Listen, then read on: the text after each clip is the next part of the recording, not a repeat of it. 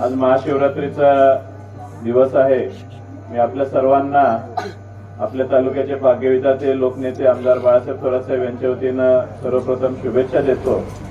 आणि आज आपण जो सत्काराचा कार्यक्रम आयोजित केलेला आहे तो खरोखर एक सुंदर असा कार्यक्रम ठेवलेला आहे।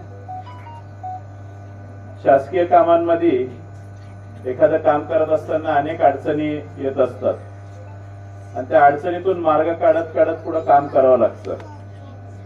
अनंत अडचणी असतात, पण जो अधिकारी अत्यंत सक्षमपणे जे काम करायचं असतं त्याला, तर त्याची दरवेळची भूमिका, चांगल्या अधिकाऱ्याची भूमिका अशी असते की अडचणीतून काहीतरी मार्ग काढायचा।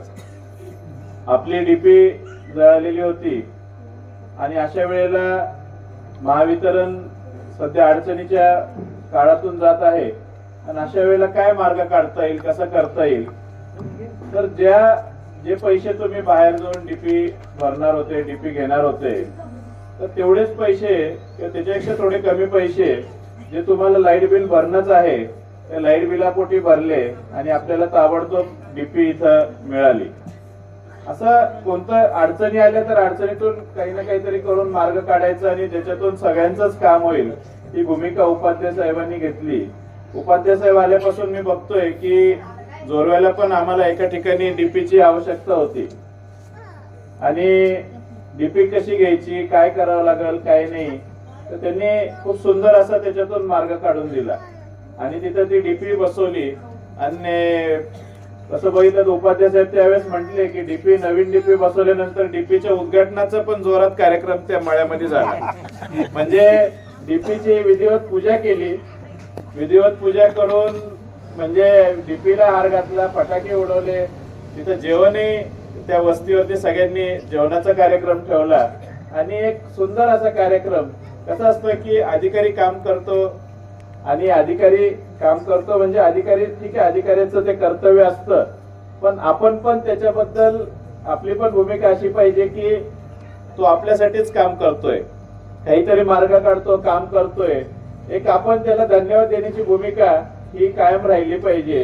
ही मला आज जोरव्याच्या आणि आज या गुंजाळ वस्तीच्या ह्या दोन्ही कार्यक्रमातून दिसतंय की असं कोणत्याही सगळ्या सरकारी अधिकाऱ्यांबद्दल असं होत नाही। जो अधिकारी हा लोकांच्या कामासाठी येतो, लोकांच्या काही अडीअडचणी असेल त्या अडीअडचणी दिवस रात्र सोडवायचा जो प्रयत्न करतो, अशाच अधिकाऱ्याचा साठी हा असा सत्कार होत असतो। मी खरोखरच उपाध्याय साहेबांना खूप धन्यवाद देतो की मी आता दुसरा कार्यक्रम तुमचा करतोय, दुसऱ्या ठिकाणी तुमचा आज तिचा सत्कार होतोय, त्या कार्यक्रमाला मी उपस्थित आहे आणि आपण अशाच पद्धतीने काम करावं। कारण सध्याच सगळा आमचा भाग जो आहे तो पूर्ण शेती, म्हणजे सगळे शेतकरी लोक आहेत आणि शेतकऱ्याला फार गरजेचं असतं की वेळेवरती पिकांना पाणी हे मिळालं पाहिजे। नदीचं रोटेशन येतं जातं, रोटेशन ज्यावेळेला पाणी ज्यावेळेला नदीला येतं त्यावेळेला आपल्या मोटारी सगळ्या चालल्या पाहिजे, लाईट फुल मिळाली पाहिजे।